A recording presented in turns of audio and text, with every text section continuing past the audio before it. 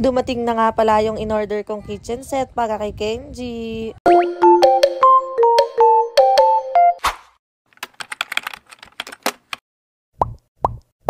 Hapon na pala nito nang biglang dumating tong parcel na to. Natutulog pa nga si Papa niya nang biglang may tumawag sa akin. At itong si Kenji nang malaman ngang nasa tindahan na itong kitchen set niya ay ginising niya agad si Papa. Hindi pa man din nga nabubuksan ay tuwang-tuwa na agad tong batang to. Matagal na kasi nilang pinapabili to ni Ate Ayesha. At may kamahalan din kasi siya kaya naman pinag-ipunan muna namin niya ni Papa. Habang binubuksan nga yan ni Papa, naisip niya na medyo matagal-tagal ngang trabaho yung gagawin niya dito. Ulit at nanggugulo pa nga tong batang to, buti na lang at nakatulog siya. At habang pinapatulog ko nga si Kenji niyan, si Ate Ayesha muna yung tumulong dito kay Papa. Halos 2 oras nga din pala yan binuo ni Papa. Maya-maya nga lang pala nagising na tong batang to. Tignan nyo naman, napakakulit nga at nanggugulo na agad. Gustong-gusto niya na nga kasi mag-play nung mga oras na yan. Hindi pa nga natatapos ni Papa yan, kumain na muna kami dahil nga anong oras na. O ayan mga mi, may sarili ng chicken si Kenji dyan, char. Malapit na nga mabuo itong kanyang kitchen set. Tignan nyo naman, sayaw na nga ng sayaw si Kenji dahil tuwang-tuwa na siya. Yun nga lang, yung sayaw niya may kasamang pananakit sa Papa, char. Medyo nagre-reklamo na nga si Papa dyan dahil nga naman paano daw siya matatapos kung ganito kalikot tong batang to. At pagkatapos nga ng mahabang oras ng pagbubuo ay natapos din sa wakas. Inayos na nga lang namin ni Papa yung pwesto niyan pagkatapos naglinis na nga si Ate Ayesha para nga naman makapag-play na sila. Kenji naman nung nalagyan nga ng tubig itong kanyang lababo ay hindi na nga tumigil sa paghuhugas. Ito nga pala yung kitchen set ni Kenji na ipapakita ko sa inyo ng buo. Kahit nga may kamahalan to ay sulit na sulit din ito dahil mukha siyang matibay. Nabili nga pala namin to ng 5,300 pesos pero umabot siya ng 5,600 plus dahil nga kasama ang shipping. Hindi na rin naman ako nagtaka sa shipping niya dahil nga malaki at mabigat ito. Dito nga ako natutuwa, tignan nyo, dahil kapag kumuha kayo ng tubig ay meron talagang babagsak na yelo. Di nga pala kasama yung mga fruits and vegetables kanina. Itong mga kitchenwares lang ang kasama sa package ng kitchen set na to. Meron na rin nga pala siyang lights and sounds na talaga namang parang totoo. Kahit nga ako ay tuwang-tuwa talaga dito sa laruang to. At nagkakaroon nga pala ng banding si Ate Ayesha at si Kenji dahil nagkakasundo sila dito sa pagluluto. Nung una nga ayaw ni Papa pumayag na bumili ng kitchen set dahil nga sabi niya pang babae lang daw to. Pero sa nakikita ko nga napakadami ng mommy vlogger na kahit lalaki yung anak ay bumibili ng kitchen set. At maganda nga rin siya dahil iwas screen time. Pag kasi naglalaro sila ni Ate Ayesha dito ng luto-lutuan ay umaabot talaga sila ng matagal bago magsawa si Kenji. Meron nga din palang lights and sounds dito kapag magluluto kayo. Kaya naman lagi talagang nag-aagawan itong mag-ate kung sino ang magluluto sa kanilang dalawa. Dito naman sa bandang baba ay meron nga rin siyang kasamang laundry. Tignan nyo nga at naandito agad si Panda. At dito nga pala ako sa kabilang part na to, tuwang-tuwa. Dito sa kanyang lababo. Dahil nga pwede mo siyang lagyan ng tubig. At nagro-rotate nga lang pala yung tubig niya dyan. Iyan nga pala yung pinaka-favorite spot ni Kenji. Yun nga lang inaawat namin dahil nababasa ang buong paligid. Ito nga pala yung play area ni Kenji. Marami pa tayong kulang, konting ipon pa para nga mabuo natin yung mga toys na gusto ng batang to. Kung mapapansin nyo nga pala sa likod, medyo magulo pa dahil nga napakadaming toys na naandoon. Pero plano ko nang bawasan yung mga toys na yan at itatago ko muna yung iba. Dahil nga hindi niya naman nilalaro lahat yan at pag nakikita niya nga araw-araw ay nagsasawa siya agad. Pagkatapos ko nga ma-videohan ng buo yung kitchen set, eto sumugod agad si Kenji sa lababo. Tignan nyo kung ano yung ginagawa niya, walang katapusang paghuhugas ng pinggan. Char. Nag-play na nga rin pala sila ni ate niyan at tuwang-tuwa nga yung mga batang to. Marami pang gustong ipabili si Ate Ayesha, yun nga lang kailangan pa talagang mag-ipon dahil medyo may kamahalan yung iba. Malapit na nga pala tayo mag 50k followers mga mi, baka naman pwedeng maglambing sa inyo. Paki-comment and share ng videos namin. Thank